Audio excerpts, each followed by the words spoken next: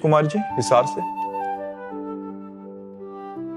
राधे राधे महाराज जी। महाराज जी, राधा कृष्ण प्रेम में ममत्व और समर्पण में क्या अंतर है? साधक कैसे दोनों को संतुलित करे? महाराज ये कह रहे हैं राधा कृष्ण प्रेम में ममत्व और समर्पण में क्या अंतर है? उनमें अपनापन हो जाना और समर्पण में क्या? कोई अंतर नहीं है।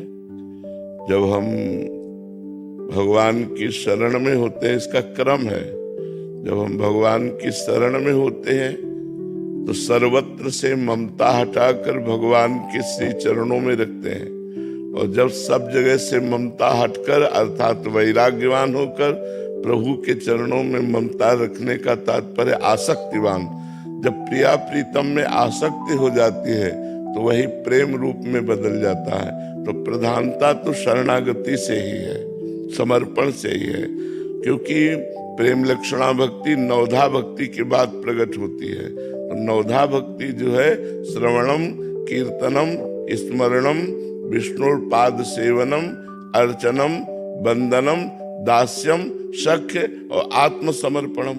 आत्मसमर्पणम के बाद ही प्रेम लक्षणा भक्ति का प्रादुर्भाव होता है। पाई रस भक्ति गूढ़ जुग जुग जग दुर्लभ भव इंद्रादि विधिम आगम अरु निगम पुराण अगोचर सहज माधुरी रूप निधिम अनभय आनंद कंद निज संपत्ति गुप्त सुरीति प्रगट करणम जय जग उद्योत व्यास कुल दीपक श्री हरिवंश चरण शरण। जब तक नवधा भक्ति नहीं की जाएगी तब तक प्रेम लक्षणा का प्रादुर्भाव नहीं होता। 8 भक्ति से 9वीं भक्ति आत्मसमर्पण होती है, और आत्मसमर्पण से प्रेम रस की प्राप्ति होती है। जो प्रेम रस ब्रह्मा और इंद्र के लिए भी दुर्लभ है, वो आचार्य हरिवंश महाप्रभु की कृपा से जीव के हृदय में प्रादुर्भाव हो जाता है जब वो नवधा भक्ति करता है आचार्य गुरु की शरण में होकर के।